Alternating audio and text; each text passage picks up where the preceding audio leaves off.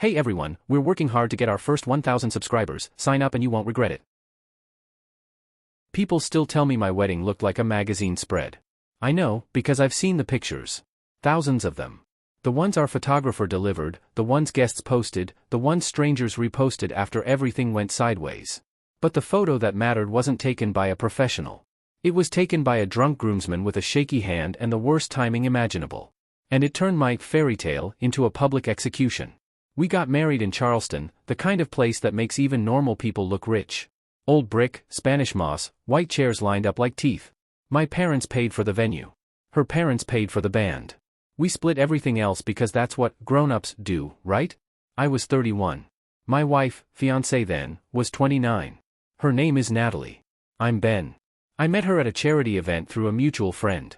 She was sharp, funny, the kind of person who could talk to a CEO and a bartender the same way and make both feel important. I told myself that meant she was real. And in a lot of ways, she was. But reality has layers. Our relationship looked clean from the outside. No messy exes. No drama. No, they're always fighting, whispers. We'd been together 2 years, lived together 1, and everything felt like it was building toward that aisle. The only weirdness was her cousin. His name was Jordan. Jordan was one of those guys who was family, but acted like a celebrity. Loud, always performing. The kind of man who called women sweetheart and got away with it because he laughed after. Natalie adored him. Not in a romantic way, at least that's what I told myself, but in the way some people cling to the coolest person in their orbit. Whenever Jordan walked in, Natalie lit up. Not a little. Like someone turned on a lamp. I noticed. I filed it away. I didn't want to be the paranoid fiancé who couldn't handle his future wife having friends. Plus, Jordan lived in Miami and supposedly only came around for big family events. Engagement party, bridal shower, wedding weekend. That was the schedule. Friday night before the wedding, we had the rehearsal dinner. Private room. Candlelight. Toasts that were almost too emotional. I remember looking across the table at Natalie and thinking, this is it. This is the last normal night of my life. Jordan gave a toast that felt like a performance, lots of jokes, lots of pauses for laughter. People loved him. Natalie laughed the loudest. I didn't love that. But I let it go. Because the next day, everything was moving too fast to overthink anything.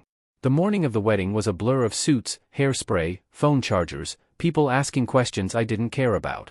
I spent most of it just trying not to ruin my shirt with coffee. My best man, Kevin, was one of my oldest friends. Steady. Practical. The kind of guy who never panics. Around noon, Kevin walked into the groom suite holding his phone like it was contaminated. He didn't smile. He didn't joke. He just said, "Ben, can we talk for a second? Alone." That hit me harder than anything. Because Kevin doesn't do serious unless it's real. I followed him into the hallway. He didn't even wait until the door closed. He lifted his phone. "Before you go out there and do this, you need to see something." I remember thinking it was going to be something stupid. Like Natalie's ex showing up. Like a vendor canceling. Kevin's thumb hovered over the screen like it weighed 100 pounds. Then he turned the phone toward me. It was a photo from last night, rehearsal dinner. Natalie and Jordan were in the back corner of the private room. The tablecloth was visible. The wall sconce behind them. It was definitely our dinner. Natalie had her hand on Jordan's face. Jordan's mouth was on her neck. Not a hug. Not a cheek kiss. Not a family affection thing. It was intimate. It was hungry. It was the kind of moment people think they're hiding because they're not in the center of the room. Only someone caught it. My body went cold in that instant, like my brain pulled all the blood away just to survive. I stared too long, waiting for my mind to explain it away. Kevin said quietly, "It came from Mark's phone. He sent it to our group chat like a joke, but it didn't land." Mark was one of the groomsmen. The kind of guy who posts everything. The kind of guy who would absolutely take a photo without thinking. I couldn't hear anything for a few seconds. Just that buzzing pressure you get in your ears when you're about to pass out. Then the first thought hit me, sharp and stupid. I'm wearing the suit. This is happening today. The second thought was worse. If this is real, it didn't start last night. I asked Kevin where Mark was. He pointed toward the suite. I walked back in with my hand shaking and pulled Mark aside. Mark looked confused. Then guilty. He showed me his camera roll. There were more. Not just one angle. Not just one moment. A sequence. Natalie laughing with Jordan. Natalie leaning in. Jordan's hand on her waist. Natalie's eyes half closed. Then the neck. Then the part that made my stomach flip. Natalie looking up at Jordan like she was asking permission to do something worse. The timestamp said 9:47 p.m. During dessert. While my dad was giving a toast about family. I walked away because I didn't trust myself not to break something. Kevin kept saying, "What do you want to do?" I didn't know. I honestly didn't. Because there's what you want emotionally, and then there's the reality of 300 guests flying in, parents spending money, a whole ceremony set to start in a few hours. I tried calling Natalie. No answer. I texted, "Need to talk now." Nothing. I knew she was doing hair and makeup with her bridesmaids. Surrounded. Protected. Busy. And suddenly I understood something ugly. It wasn't just that she did it. It was that she could do it so casually in the same room as me. Like I wasn't real. I told Kevin to get me into the bridal suite. I didn't care if it broke tradition. I didn't care if someone screamed. I didn't care about the photographer. I cared about the truth. We walked down the hallway of the venue, past staff carrying flowers, past someone adjusting the arch. I was in full tux, sweating through my collar, holding Kevin's phone like evidence. At the door to the bridal suite, a bridesmaid tried to block us. Kevin didn't push. He just looked past her and said my name loud enough that everyone inside heard. The room went quiet. Natalie appeared in the doorway in a satin robe, hair half curled, makeup only started. For a second, she looked annoyed. Then she saw my face. That annoyance drained instantly. I didn't speak. I just held up the phone. I let her see the photo. Her eyes flicked over it, fast. Too fast for someone seeing something shocking for the first time. Then she looked at me and said something that didn't match her expression at all. Not denial. Not confusion. Calculation. And right then, I realized I wasn't walking into a wedding. I was walking into a trap I didn't understand yet. Natalie swallowed hard, stepped closer, and reached for the phone. I pulled it back. Her voice came out low and tight. "Ben, not here." And behind her, I saw Jordan at the far end of the room, like he'd been there the whole time. He smiled at me like we shared a secret. Natalie's hand grabbed my sleeve, nails digging in, and she whispered something that made my skin crawl. "If you ruin this, I'll ruin you." And that's when I knew. The scandal wasn't going to be an accident. It was going to be a choice. For a second after she said it, my brain refused to accept the words. Natalie wasn't crying. She wasn't begging. She wasn't panicking like someone caught doing something wrong. She was warning me. Like she had leverage. Like she'd already planned for this moment. I looked past her shoulder at Jordan again. He was leaning against a counter, relaxed, like he was watching a game. A robe hung open on his chest because apparently even modesty was optional in that room. He didn't look guilty. He looked entertained. Kevin stepped closer behind me, not aggressive, just present. Natalie noticed him and her eyes narrowed slightly. She hated witnesses. I kept my voice flat, because if I let emotion into it I'd explode. "How long?" Natalie's mouth twitched. Not remorse. More like irritation. "Ben, we don't have time for this." I glanced around the suite. Bridesmaids frozen mid-motion. One holding a curling iron like a weapon. Another clutching a champagne flute. They all looked at Natalie, waiting for her cue. That told me everything. She was the sun in this room. If she said jump, they'd ask how high. If she said lie, they'd lie. I asked again. "How long, Natalie?" She exhaled through her nose, like I was asking the wrong question on purpose. "It doesn't matter." "It does," I said. "Because in 3 hours I'm supposed to stand in front of everyone I love and promise you my life." Her gaze flicked to the hallway behind me, toward the venue, toward the guests that hadn't even arrived yet. Then she stepped closer, lowering her voice so only I could hear. "You're not thinking clearly," she said. "This photo is out of context." I didn't even blink. Out of context? She nodded once, like she was giving me a gift. "Jordan and I have a history. Family stuff. Old stuff. It's complicated. But today isn't the day to unpack it." The word history hit me like a slap.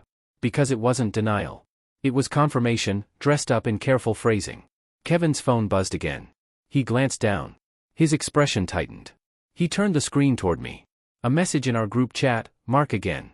"Dude, I'm sorry but there's more." I didn't realize until now. Attached, a short video clip. I hit play. The angle was worse than the photos. Natalie and Jordan were in that same corner at rehearsal dinner, but now I could see Jordan's hand slide under the table.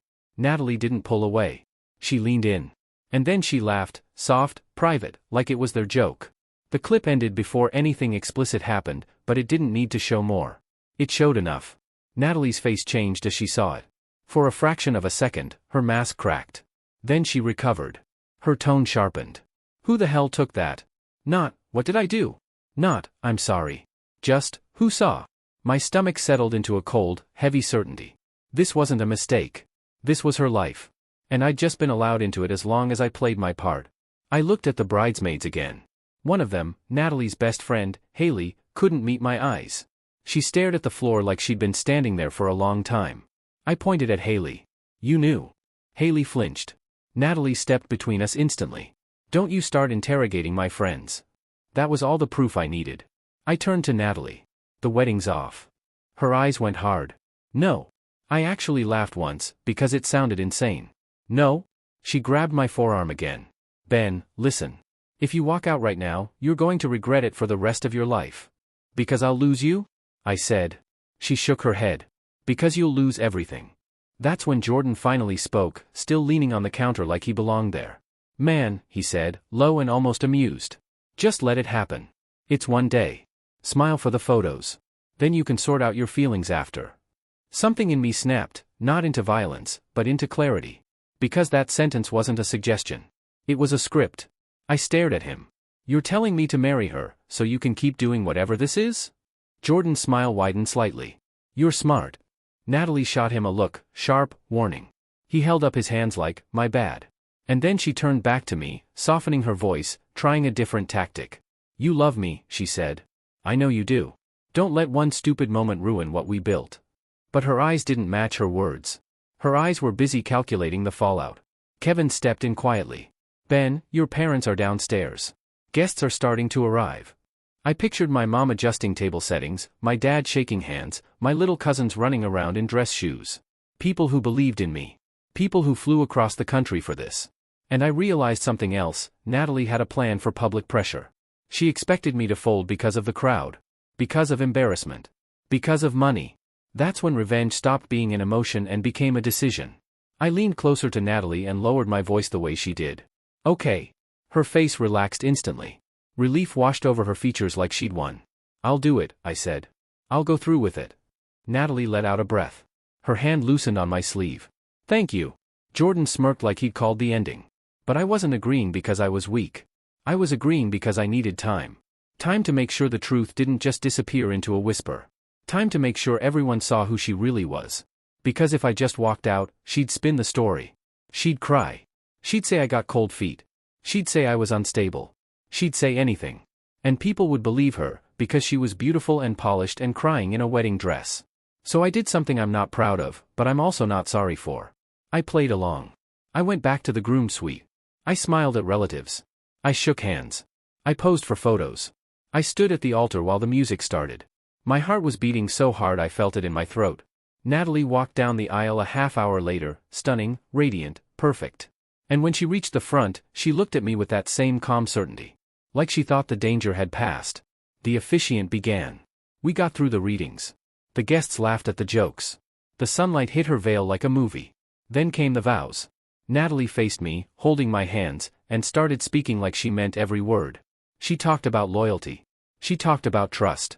She talked about choosing each other every day. And the whole time, Jordan sat in the front row on her side, watching me with a grin. My mouth tasted like metal. The officiant turned to me. Ben, your vows. I took a breath. I looked out at the crowd, my family, her family, all of them. And I realized I only had one shot. So I reached into my inner jacket pocket and pulled out my phone. Natalie's eyes widened just slightly. I didn't say a word. I tapped the screen, connected to the venue's audio system, the one our DJ had set up for speeches.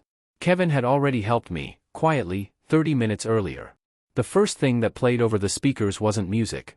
It wasn't my vows. It was the sound from Mark's video. Natalie froze. Her grip on my hands tightened like a vice. And from the crowd, I heard the first confused murmurs turning into shocked silence. Because everyone recognized the voices. Natalie's. Jordan's. There are moments in life where time stretches out so thin you can see every detail. I remember the exact way Natalie's fingers dug into mine when the audio started playing.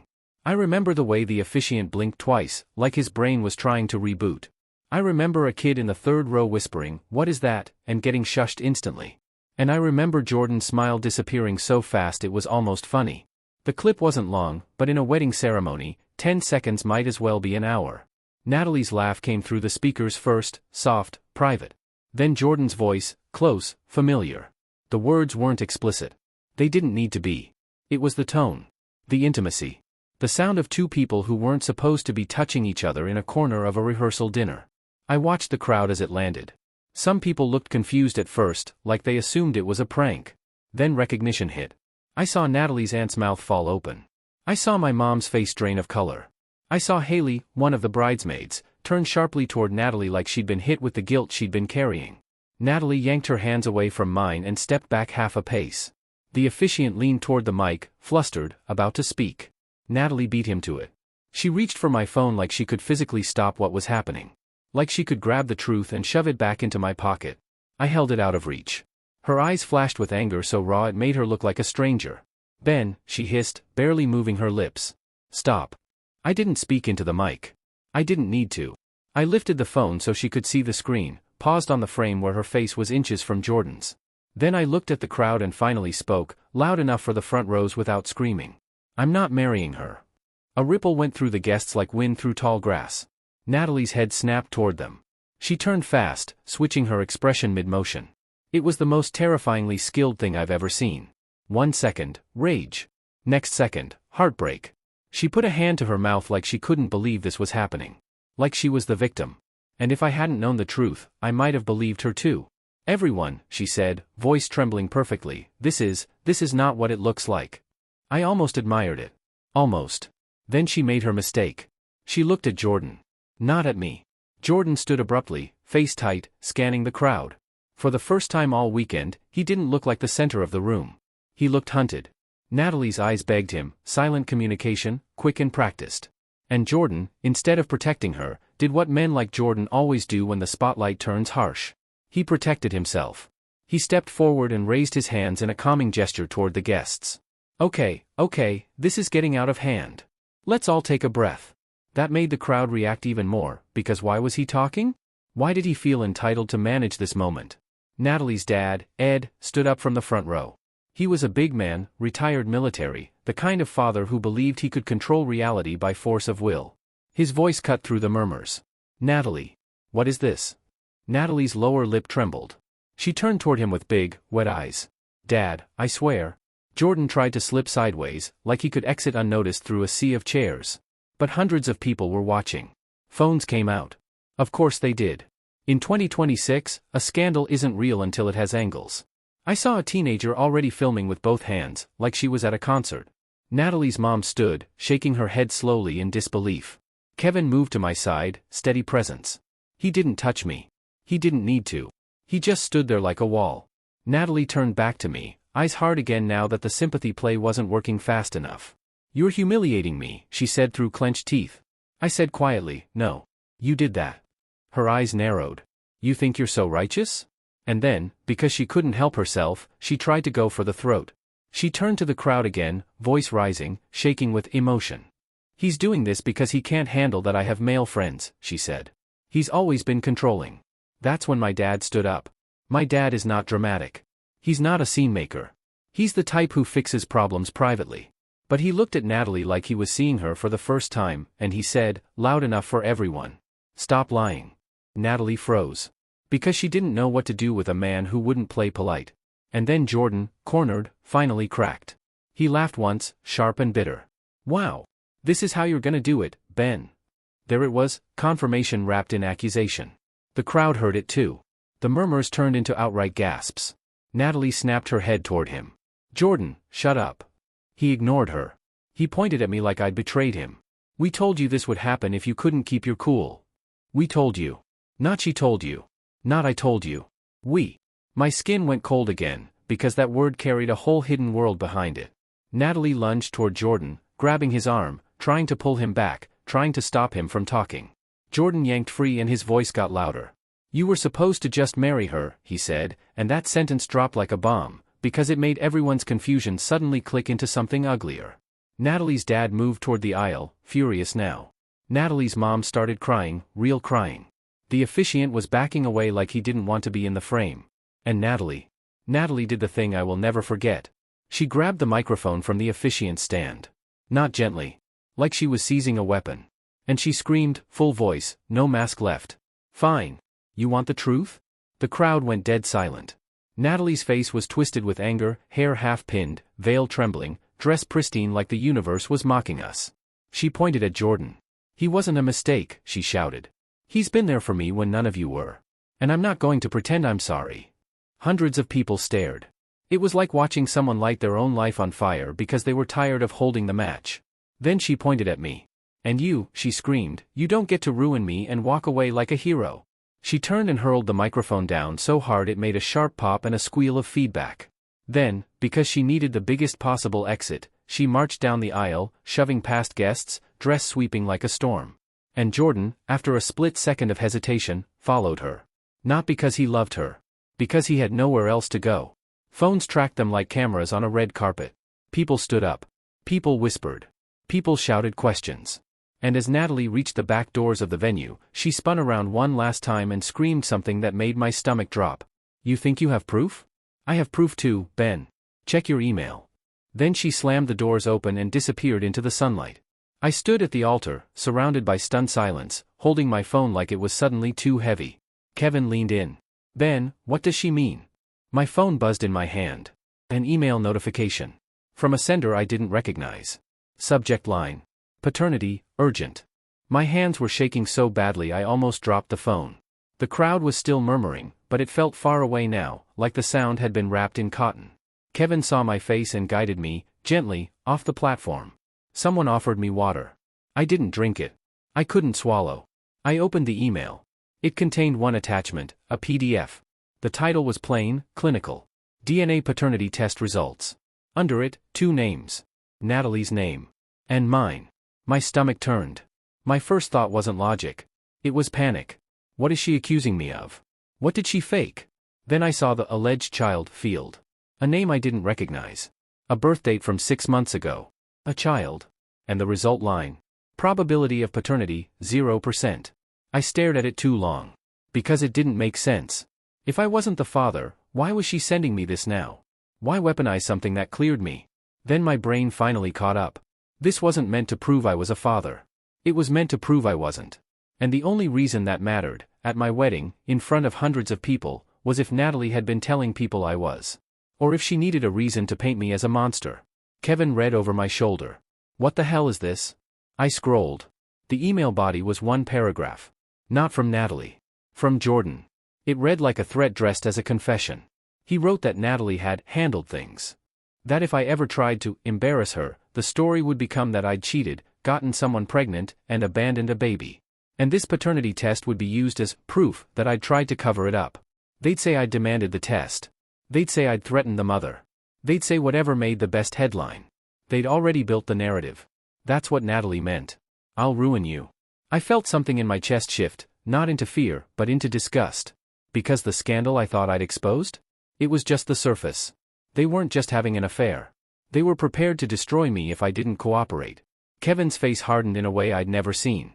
This is blackmail. I looked up and saw my parents pushing through the crowd toward me, faces tight with concern. I didn't want to tell them. Not yet. Not in that moment. I wanted to protect them from the ugliness. But there was no protecting anyone now. Within minutes, the wedding planner tried to regain control. The band didn't know whether to keep playing. Guests hovered like they were afraid to leave and miss the next explosion. My phone wouldn't stop buzzing. Texts from friends. Missed calls from family. Unknown numbers.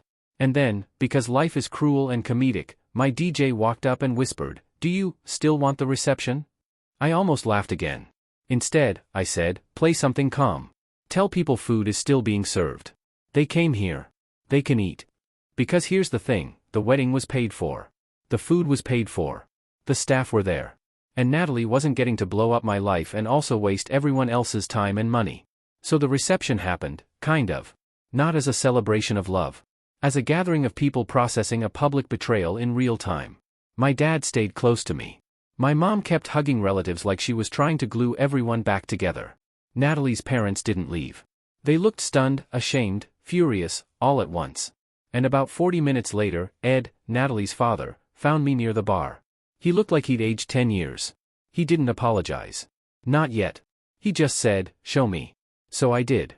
I showed him the photos. The video. Then the email. His face went stone still as he read. When he finished, he didn't raise his voice. He didn't threaten me. He didn't even look emotional. He just said, very quietly, "My daughter is a damn fool." Then he asked for Jordan's full name. That's when the wow factor hit me, not as a twist, but as the missing piece finally clicking into place. Because Ed didn't say it like a father dealing with a random cousin. He said it like a man dealing with a known problem.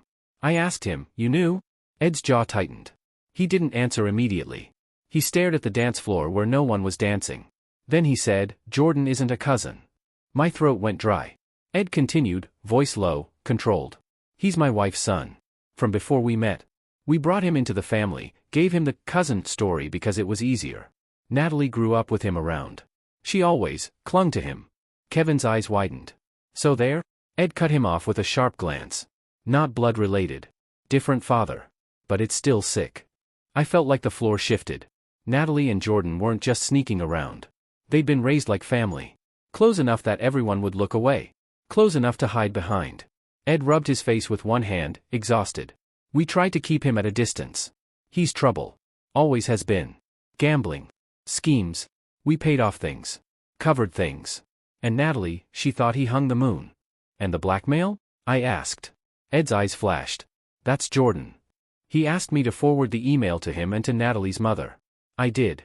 Immediately. Then Ed did something I didn't expect. He walked up onto the little stage where the band was supposed to play and asked for the microphone. The room went quiet. Everyone turned. And Ed, Natalie's father, looked out at the crowd of my friends and family, and he said, "This wedding is over. The marriage will not happen.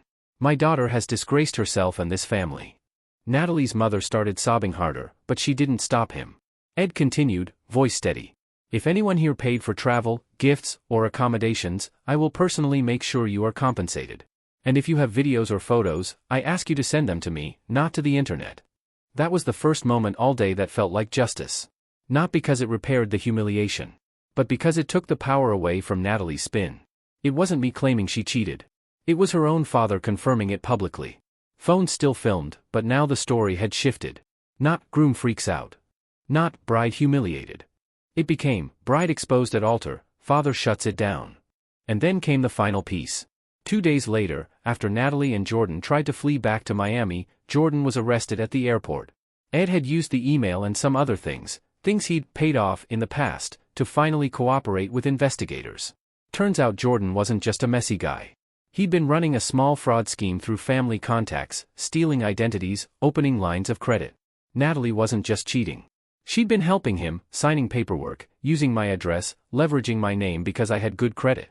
That's why she was so calm at first. That's why she threatened to ruin me. She didn't just want to marry me. She wanted to use me. And that's the part people don't talk about when they gossip about wedding scandals. They talk about the dress. The screaming. The clip going viral. They don't talk about the quiet paperwork behind the scenes. But here's the satisfying part. Because I caught it before the license was signed, I wasn't legally tied to her. Because I acted in public, she couldn't rewrite the narrative. Because Ed finally stopped protecting Jordan, Jordan went down for what he'd been doing. And Natalie?